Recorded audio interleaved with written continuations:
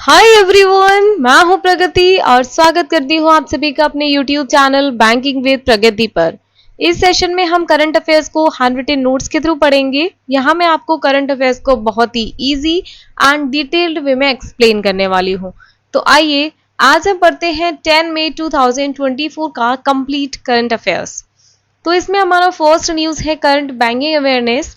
तो यहाँ पे बात हो रही है एनपीसीआई की, national payment corporation of India की। ठीक है, इन्होंने कुछ गाइडलाइंस निकाली हैं। बाकी ये बोल रहे हैं कि कुछ मर्चेंट्स के पास की पहले से रिस्पॉन्सिबिलिटी थी, बट इस रिस्पॉन्सिबिलिटी को शिफ्ट कर दिया है कुछ बैंक्स के ऊपर। ठीक है, अब ये जो रिस्पॉन्सिबिलिटी है ये इनकी नहीं है, ये अब बैंक्स की रिस्पॉन्सिबिलिटी हो गई है कि ये वाली चीज प्रॉपरली टाइमली होनी चाहिए। ठीक है, फॉर भीम आधार पे। भीम आधार पे क्या है बेसिकली, इसमें क्या होता है कि जो मर्चेंट्स होते हैं उनको जो पेमेंट रिसीव होता है वो आधार ऑथेंटिफिकेशन के बाद ही रिसीव होता है, जिसमें आपका आधार नंबर पहले उसमें फीड किया जाएगा। उसके बाद एक ओटीपी आएगा आपकी रजिस्टर्ड मोबाइल नंबर पर, जो आपने आधार कार्ड से नंबर लिंक कर रखा है उस नंबर पे ओटीपी आएगा। Then you have to give that OTP. उसके बाद आधार आपका वेरीफाई हो जाएगा, उसके बाद आपको पेमेंट रिसीव हो जाएगी। ठीक है, इसके लिए जो कैश रिलेटेड सर्विसेज रहेंगी वहां पे बाय डिफॉल्ट यूज होंगे MCC 6010, 6011 एंड 6012। अब बात करते हैं कौन सी बैंक्स को ये रिस्पॉन्सिबिलिटी शिफ्ट कर दी गई है। तो बैंक्स हैं इसमें payment bank, small finance banks, cooperative banks, RRBs and main line commercial banks. अब हम यहाँ पे एनपीसीआई की बात करेंगे। एनपीसीआई बना था 2008 में एंड हेडक्वार्टर है मुंबई महाराष्ट्र में। एमडी एंड सीईओ हैं दिलीप असबे एंड इसके नॉन एग्जीक्यूटिव चेयरमैन है विश्व मोहन महापात्रा। अगला बैंकिंग का न्यूज है हमारा, साउथ इंडियन बैंक ने नदन आर्क कैपिटल से टाई अप किया है। किस लिए किया है? जिससे कि जो भी प्रोस्पेक्ट्स हैं उनको एक्सप्लोर किया जा सके, उनको मैक्सिमाइज किया जा सके। ठीक है, तो कौन से एफर्ट्स की बात हो रही है, किस चीज में ये लोग एफर्ट्स डालेंगे अपने, इसमें कुछ पॉइंटर्स दे रखे हैं and I will explain you one by one each and every pointer. ठीक है, लोन ओरिजिनेशन क्या होता है, अंडर राइटिंग प्रोसेस क्या है, डिसबर्समेंट क्या होता है, कलेक्शन क्या है, या रिकंसिलेशन प्रोसीजर्स क्या होते हैं। ठीक है, तो सबसे पहले अपन यहाँ बात करते हैं लोन ओरिजिनेशन की। लोन ओरिजिनेशन बेसिकली एक ऐसा प्रोसेस है जिसमें कि जो बोरोवर है जिसको लोन चाहिए वो एक नए लोन के लिए पहले तो अप्लाई करेगा।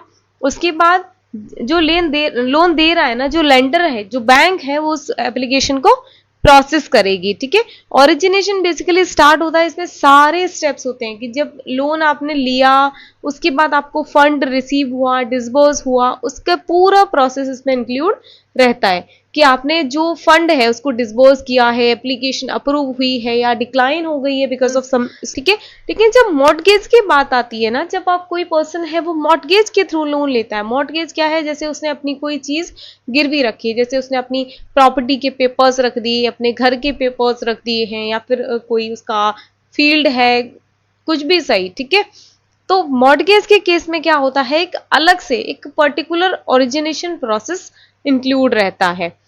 तो अब हम यहां बात करेंगे अंडर राइटिंग की। अंडर राइटिंग बेसिकली एक ऐसा प्रोसेस होता है जिसमें रिस्क को एवेल्युएट किया जाता है। ठीक है, रिस्क एवेल्युएट किया जाता है जिससे कि इन्वेस्टर है या बैंक्स हैं। जैसे सपोज मैंने 10 करोड़ रुपए का लोन लिया, ठीक है, तो बैंक क्या मुझे ऐसे ही लोन दे देगा? क्या वो रिस्क वगैरह इवेल्यूएट नहीं करेगा, चेक नहीं करेगा कि इस बंदे का सिविल क्या है, या फिर ये एक्चुअल में उस चीज के लायक है या नहीं, या क्या ये पर्सन इस लोन के एलिजिबल था? ठीक है, तो इसमें क्या रहता है, अंडर राइटिंग प्रोसेस करने से जो बैंक्स हैं या जो इंश्योरेंस एजेंसीज हैं या जो भी फाइनेंशियल इंस्टीट्यूशंस हैं, तो उनका रिस्क इवेल्यूएट करता है इससे कि इनको आगे चल के कोई प्रॉब्लम ना हो सकता है कि मैंने आज 10 करोड़ का लोन ले लिया और कल को वो बैंक एनपीए हो जाए। ठीक है, तो इसलिए ऐसा नहीं होता है, सारी प्रोसेस वन बाय वन हो रही होती है। ठीक है, एक अंडर राइटर क्या करता है, जो ये वर्क है ना रिस्क एनालिसिस वाला, वो यही काम करता है जिससे कि वो रिकमेंडेशन देगा कि यस सामने वाले को लोन देना है, नहीं देना है, कोई पॉलिसी उसको प्रोवाइड करनी है, कितने तक का उसका सम इंश्योर्ड रखना है। ठीक है, वो सारी चीजें पहले से ही इन्वॉल्व रहती हैं। डिस्बर्समेंट क्या होता है? डिस्बर्समेंट का मतलब है कि जैसे आपने लोन लिया, उसके बाद क्या होगा, पैसा आपके अकाउंट में आएगा। डिस्बर्समेंट का मतलब है पैसे का पेमेंट, ठीक है, किसी एक पर्टिकुलर सोर्स से, जैसे आपके बिजनेस अकाउंट में आ रहा है या किसी भी इंडिविजुअल अकाउंट में भी आ सकता है, जो कि बेसिकली इलेक्ट्रॉनिक फॉर्म में रहता है, ठीक है, कैश की फॉर्म में भी रह सकता है। डिस्बर्स करना, पैसा डिस्बर्स हुआ है, इसका मतलब जरूरी नहीं कि वो ऑनलाइन फॉर्म में ही होगा, आपके अकाउंट में ही आएगा आपके पास पैसा। It can be in the form of cash also, ठीक है। रिकंसिलेशन प्रोसीजर्स क्या है? रिकंसिलेशन बेसिकली एक ऐसा प्रोसेस है जिसमें ट्रांजेक्शन्स को कंपेयर किया जाता है, ठीक है। इससे क्या रहता है, कोई भी डिस्क्रिपेंसी अगर होती है, कोई भी प्रॉब्लम रहती है, तो उसको इजीली डिस्कवर किया जा सकता है। क्या पढ़ेंगे साउथ इंडियन बैंक की, ये बना था 1929 में, इसका हेडक्वार्टर है त्रिशूर केरला में, एमडी एंड सीईओ है पीआर शेषाद्री, टैगलाइन है एक्सपीरियंस नेक्स्ट जनरेशन बैंकिंग। अगला न्यूज है हमारा, फाइनेंशियल प्लानिंग स्टैंडर्ड बोर्ड ने IFSCA international financial services centres authority से टाई अप किया है, जिससे कि जो IFSCs हैं, जो इंटरनेशनल फाइनेंशियल सर्विसेज सेंटर हैं, उनको गुजरात में प्रमोट किया जा सके। किस लिए? जिससे कि हमारा जो फाइनेंशियल मार्केट इकोसिस्टम है वो अच्छा हो सके एंड जो स्किल्ड प्रोफेशनल्स हैं उनको भी बढ़ावा मिले। FPSB financial planning standard board, ये इसका हेडक्वार्टर मुंबई महाराष्ट्र में है एंड इसके सीईओ हैं कृष्ण मेहरा। अगला न्यूज है हमारा, IDBI बैंक को GST डिमांड ऑर्डर मिला है 2.97 करोड़ का, ठीक है। तो डिमांड ऑर्डर अंडर GST क्या होता है? बेसिकली ये एक रिटन नोटिस होता है जो कि ऑफिशियल्स भेजते हैं टैक्स पेयर को, ठीक है।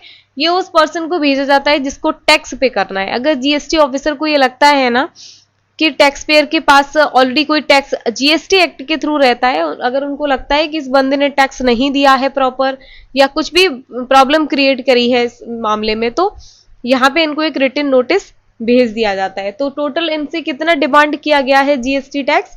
2.97 CR, जिसमें कि जो इनका टैक्स था वो 1.42 CR था, इंटरेस्ट जो था वो 1.41 हो गया एंड इन पे पेनल्टी लगी है 0.14 CR की। IDBI बैंक की बात करें, ये बना था 1 जुलाई 1964 में, हेडक्वार्टर इसका मुंबई में है, MD एंड सीईओ है राकेश शर्मा एंड टैगलाइन है बैंक ऐसा दोस्त आपका। अगला हम बढ़ते हैं नेशनल अफेयर्स, तो यहाँ बात हो रही है सेंट्रल गवर्नमेंट की। सेंट्रल गवर्नमेंट ने 14,000 टन नॉन बासमती राइस को एक्सपोर्ट किया है मॉरिशस के लिए, ठीक है। यहाँ पे याद रखना कि ये बासमती चावलों की बात नहीं हो रही है, नॉन बासमती राइस की बात हो रही है, ठीक है। बाकी इन्होंने, सेंट्रल गवर्नमेंट ने ये भी बोला था कि हम 20% एक्सपोर्ट ड्यूटी बढ़ा रहे हैं ऑन पर बॉइल्ड राइस। पर बॉइल्ड राइस क्या होते हैं? जैसे राइस है, हमने उसको पकाया, ठीक है, तो पूरा नहीं पकाया, हमने उसको कम पकाया, उसके बाद उसको ड्राई कर दिया, उसको सुखा दिया, उसके बाद फिर से पैकेटों में भर गया, तो वो रहता है पर बॉइल्ड राइस, उसको फिर से यूज कर लिया, ठीक है। तो उस पर क्या हुआ है, 20% की एक्सपोर्ट ड्यूटी बढ़ा दी गई है। कब तक के लिए? 31 मार्च 2024 के लिए। अगला हम बढ़ते हैं मॉरिशस के बारे में। मॉरिशस की कैपिटल क्या है? Port Louis. यहाँ की करेंसी है Mauritius rupees and prime minister है प्रविंद्र जुगनाथ। हमारी मिनिस्ट्री ऑफ टूरिज्म ने बोला है, इन्होंने एक कैंपेन निकाला है, कूल समर्स ऑफ इंडिया। इतना टेम्परेचर है सब जगह का, तो यहाँ पे इन्होंने एक अलग ही कैंपेन लॉन्च कर दिया, कूल समर्स ऑफ इंडिया। ये बोल रहे हैं कि हम अपने कंट्री को एज अ टूरिज्म डेस्टिनेशन की तरह प्रमोट करना चाहते हैं कि लोग यहाँ पर आए और अपनी गर्मियों की छुट्टियां इंजॉय करें, जिसमें कि इनका मेन जो फोकस है ना, वो जो हिल रिसोर्ट्स हैं जिसमें हिमालय वगैरह है, उसको भी इन्होंने इंक्लूड किया है इसमें। टूरिज्म के मिनिस्टर कौन है? G Kishan Reddy. Minister of state है श्रीपद येसो नायक एंड अजय भट्ट। अगला न्यूज है हमारा इन्फोसिस। इन्फोसिस को सर्टिफिकेशन मिल गया है इनके AI मैनेजमेंट सिस्टम के लिए, ठीक है।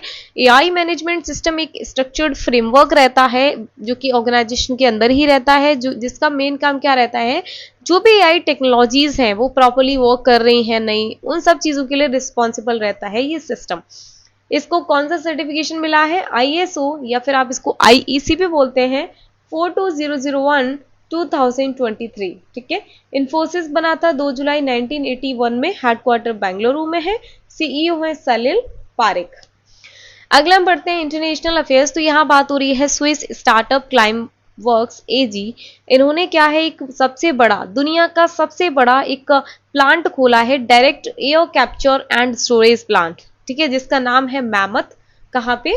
आइसलैंड में, ठीक है। अब हम बात करें ये प्लांट, बेसिकली ये जो टेक्नोलॉजी है डायरेक्ट एयर कैप्चर टेक्नोलॉजी, ये क्या होती है?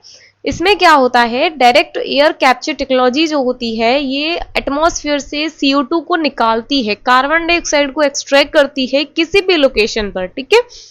जैसे कि कार्बन कैप्चर कर लिया, जो बेसिकली एक स्टील प्लांट में ही करते हैं लोग, ठीक है। उसके बाद जो CO2 है ना, उसको एक डीप जियोलॉजिकल फॉर्मेशन के थ्रू एक परमानेंटली इसको स्टोर कर लिया जाता है और काफी सारी चीजों के लिए इसको यूज किया जाता है लास्ट में, ठीक है। तो ये जो प्लांट है ये क्या करेगा, जो एटमॉस्फेयर है, जो एयर है, वहां से कार्बन डाइऑक्साइड को एक्सट्रैक्ट करेगा, उसके बाद इसको रॉक की फॉर्म में अंडरग्राउंड स्टोर कर दिया जाएगा। इस प्लांट की कैपेसिटी है 36,000 टन। ये एक साल में 36,000 टन कार्बन डाइऑक्साइड को कैप्चर कर सकता है, स्टोर कर सकता है, ठीक है। एंड इसका जो है मॉड्यूलर डिजाइन, इस प्लांट का मॉड्यूलर डिजाइन 2024 तक कंप्लीट हो जाएगा। इस प्लांट की बात करें, इसमें टोटल 72 कलेक्टर कंटेनर्स हैं, जिसमें कि 12 कंटेनर्स जो है वो ऑन साइट पे हैं, ठीक है। अब जैसे बैंक में होता है ना on site ATM end of site ATM, क्या होता है? ऑन साइट का मतलब है जैसे बैंक में ही अगर वो एटीएम है तो वो ऑन साइट होता है, ऑफ साइट होता है जो बैंक से बाहर है, किसी अलग लोकेशन पे है, ठीक है। सबसे पहला जो प्लांट बना था ना, ये दूसरा प्लांट बन रहा है। डीएसी का जो डीएसी जो टेक्नोलॉजी है डायरेक्ट एयर कैप्चर वाली, इसका ये दूसरा प्लांट है। इससे पहले भी एक प्लांट बन चुका है, ठीक है। इसका नाम है ओकरा, ये भी आइलैंड में ही है, 2021 में बना था ये। बाकी अगर हम इस प्लांट की बात करें जो पहले से हम पढ़ रहे हैं मैमथ प्लांट की, तो इससे क्या होगा, इनका कहना ये है कि ये इससे जो CO2 का कॉस्ट है, CO2 को जो रिमूव कर रहे हैं ना अपन, उसका कॉस्ट है वो कम हो जाएगा। इनका कहना है कि 2030 तक इसका कॉस्ट कम होकर $400 से $600 टन तक पहुंच जाएगा एंड 2040 तक इसका कॉस्ट मात्र 200 से $350 पर टन तक पहुंच जाएगा। आइलैंड की बात करें तो कैपिटल है रेकजाविक, करेंसी है क्रोना एंड प्रेसिडेंट है ग्यूनी थी जेमसन। अगला न्यूज है हमारा यूक्रेन का। यूक्रेन ने एक AI जनरेटेड स्पोक्स पर्सन बनाया है जिसका नाम है विक्टोरिया सी, जो क्या करेगा, अपने फॉरेन मिनिस्ट्री से अपने ऑफिशियल जो स्टेटमेंट्स हैं उनकी वो उनको डिलीवर करेगा। यूक्रेन की कैपिटल कीव है, करेंसी है यूक्रेनियन लार्वेनिया एंड प्रेसिडेंट है वोलोदिमीर ज़ेलेंस्की। हैं कौन सा अपॉइंटमेंट हुआ है, R शंकर रमन ये बने हैं L&T के प्रेसिडेंट एंड सुब्रमण्यम शर्मा ये बने हैं whole time director and president, वो भी एनर्जी डिपार्टमेंट के, L&T के एनर्जी डिपार्टमेंट के whole time director and president बने हैं। अगला न्यूज है हमारा विजय कुमार गोयल, ये बने हैं director in the ministry of development of north eastern region. North eastern region जो है उसका मिनिस्ट्री ऑफ डेवलपमेंट के डायरेक्टर बने हैं, ठीक है। ये जो रीजन है इसके यूनियन मिनिस्टर हैं G Kishan Reddy and minister of state है BL वर्मा। अगला अपॉइंटमेंट है सीनियर डिप्लोमेट ज्यू फियोंग, ये बने हैं चाइना के लिए एम्बेसडर बने हैं इंडिया से, ठीक है। चाइना के एम्बेसडर हैं इंडिया की तरफ से एंड ये रिप्लेस करेंगे सुन वी डोंग को। अगला है व्लादिमीर पुतिन, ये रशिया के प्रेसिडेंट बने हैं, कंटिन्यू 5th टाइम ये 5वीं बार रशिया के प्रेसिडेंट बने हैं। अगला है जॉन स्विनी, ये बने हैं स्कॉटलैंड के फर्स्ट मिनिस्टर। ये फर्स्ट मिनिस्टर का मतलब वो नहीं है कि पहले मिनिस्टर बने हैं, कि इनसे पहले कोई मिनिस्टर नहीं था। यहाँ फर्स्ट, जैसे अपने यहाँ प्राइम मिनिस्टर होता है ना, वैसे ही यहाँ पर फर्स्ट मिनिस्टर की पोस्ट होती है। तो ये जो जॉन स्विनी है ये रिप्लेस करेंगे हमजा यूसुफ को एंड स्कॉटलैंड की कैपिटल है एडिनबर्ग, करेंसी है यहाँ की पाउंड। अगला हम पढ़ते हैं कौन से एग्रीमेंट्स एंड डील साइन हुई है अडानी ग्रीन एनर्जी लिमिटेड के बीच में एंड श्रीलंका की गवर्नमेंट के बीच में, ठीक है। Adani green energy limited and Sri Lanka की गवर्नमेंट के बीच में एक टाई अप हुआ है। इन्होंने एक पावर परचेज एग्रीमेंट साइन किया है 20 ईयर्स के लिए, ठीक है। पावर परचेज एग्रीमेंट या फिर आप इसको इलेक्ट्रिसिटी पावर एग्रीमेंट भी बोलते हैं, ये का लॉन्ग टर्म कॉन्ट्रैक्ट रहता है, जैसे कि हम देख पा रहे हैं यहाँ पे 20 साल के लिए हुआ है ये, ठीक है। तो ये जो कॉन्ट्रैक्ट है ये बेसिकली जो इलेक्ट्रिसिटी जनरेट कर रहा है उसके बीच में और जो कस्टमर है उसके बीच में रहता है। एंड इसका जो टेन्योर रहता है वो 5 साल से 25 साल तक रहता है, जिसमें कि जो परचेजर है, पावर परचेजर है, वो एनर्जी को एक पहले से ही नेगोशिएट कर लेते हैं, उसी प्राइस पे खरीदते हैं। तो ये जो कंपनी है अडानी ग्रीन एनर्जी लिमिटेड, ये क्या करेगी, श्रीलंका की 2 प्लेसेस हैं मन्नार एंड पुनेरिन, यहाँ पे अपने विंड पावर स्टेशंस बनाएगी। अगला हम पढ़ते हैं डिफेंस एक्टिविटीज। तो यहाँ पे एक एक्सरसाइज है गगन स्ट्राइक सेकंड, जो कि Ambala Haryana and Indian air force के बीच में होगी। कहाँ पर होगी, पंजाब में। इसको रिव्यू करेंगे जनरल ऑफिसर, वेस्टर्न कमांड के जनरल ऑफिसर इन चीफ हैं लेफ्टिनेंट जनरल मनोज कुमार कटियार। अगला हम पढ़ेंगे लेटेस्ट स्पोर्ट्स न्यूज। तो यहाँ बात हो रही है मैड्रिड ओपन 2024 की। तो यहाँ वीमेन सिंगल्स में कौन जीता है, ईगा स्विटियाक जीती हैं। एंड मैन सिंगल्स में जीते हैं एंड्रयू रपलव। ये कहाँ पे हुआ था, Madrid open, Spanish capital city of Madrid में। अब बात करते हैं हम अवार्ड्स एंड ओनर्स की। कौन सा अवार्ड दिया गया, अवार्ड का नाम है पुलिट्जर प्राइज 2024, जो कि अनाउंस किया है by Columbia University in USA. कौन से विनर्स हैं, कौन सी कैटेगरी में इन्होंने अवार्ड लिया है, उसको हम 1 बाय 1 पढ़ेंगे यहाँ पे। तो कैटेगरी है स्पेशल साइटेशन के लिए मिला है लेफ्टिनेंट ग्रेगरी स्टीफन टाटे, ये एक राइटर है एंड एक क्रिटिक है। सेकेंड कैटेगरी है इन्वेस्टिगेटिव रिपोर्टिंग, ठीक है, ये मिला है हन्ना ड्रायर को, ये न्यूयॉर्क टाइम्स की है। ब्रेकिंग न्यूज फोटोग्राफी का अवार्ड मिला है फोटोग्राफी स्टार ऑफ रूटर्स को। म्यूजिक का मिला है एडेगियो बाय शान सोरे। अब हम यहाँ बात कर रहे हैं फेमस ऑबिचुरीज की। शेख अब्दुल सलाम अब्दुराग, ये इनका पैन नेम है सलाम बिन रज्जक, इनको फेमस ये इसी नाम से है, सलाम बिन रज्जक के नाम से ही। इनकी 83 की एज पे इनकी डेथ हो गई, ठीक है। ये एक उर्दू के लिटरेचर है एंड साहित्य अकेडमी अवार्ड ही है, इनको साहित्य अकेडमी अवार्ड मिल चुका है, ठीक है। तो अगर हम इनकी बात करें सलाम बिन रज्जक की, इन्होंने अपनी पहली शॉर्ट स्टोरी पब्लिश की थी मैगजीन में, ठीक है। कौन सी मैगजीन में, शायर इन 1962। बाकी इनको साहित्य अकेडमी अवार्ड मिला था इनकी उर्दू की कुछ स्टोरीज कलेक्शन है उसके लिए, जिसका नाम था बातों के दरमियां इन 2004। बाकी हम इनकी बात करें, इनको गालिब अवार्ड भी मिल चुका है, महाराष्ट्र का उर्दू साहित्य अकादमी अवार्ड भी मिला है। नेक्स्ट एंड लास्ट पढ़ते हैं हम एक्स्ट्रा हाइलाइट्स के बारे में। तो आईआईटी मद्रास ने 135% ज्यादा फंड रेज किया है 2023-24 में, ठीक है। कितना फंड रेज किया है इन्होंने इस बार, 513.38 CR। अब हम बात करेंगे यहाँ पे कि जो फंड इनको मिला है वो कौन कौन से सोर्सेज के थ्रू मिला है, ठीक है। तो एलिमनी, जो वहाँ के एलिमनी कौन होते हैं, जो आईआईटी मद्रास में ही पहले पढ़े थे वो पर्सन्स, तो इनके थ्रू इनको मिला है पैसा 368.19 करोड़ की इन्होंने फंडिंग की है, ठीक है। 95.53 करोड़ मिला है इनको कॉर्पोरेट फंडिंग के थ्रू, 49.64 CR मिला है फिलेंथ्रोपिक ग्रांट्स के थ्रू, ठीक है।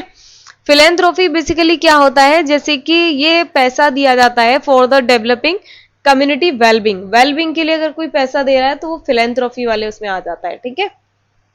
ये जो डोनेशंस हैं इसमें कौन कौन कितने लोग थे, इसमें 1072 डोनर्स थे, 960 एलिमनीज थे एंड 112 कॉर्पोरेट पार्टनर्स थे। अगला न्यूज है हमारा बजाज ऑटो ने अपना पहला सीएनजी पावर्ड मोटरसाइकिल बनाया है ऑन 18 जून 2024। तो ये जो बाइक रहेगा, ये जो मोटरसाइकिल है, ये बायोफ्यूल बेस्ड है, यानी कि आप इसमें सीएनजी भी यूज कर सकते हैं एंड आप इसमें पेट्रोल भी यूज कर सकते हैं। तो गाइज आज के लिए बस इतना ही, यही हम सेशन को समाप्त करते हैं। Thank you guys for attending the session. अगर आपको सेशन अच्छा लगा हो तो वीडियो को लाइक करें एंड मेरे चैनल को सब्सक्राइब करें। ऑल्सो बेल आइकन को प्रेस करें जिससे कि आने वाले क्लासेस की अपडेट्स आपसे मिस ना हो।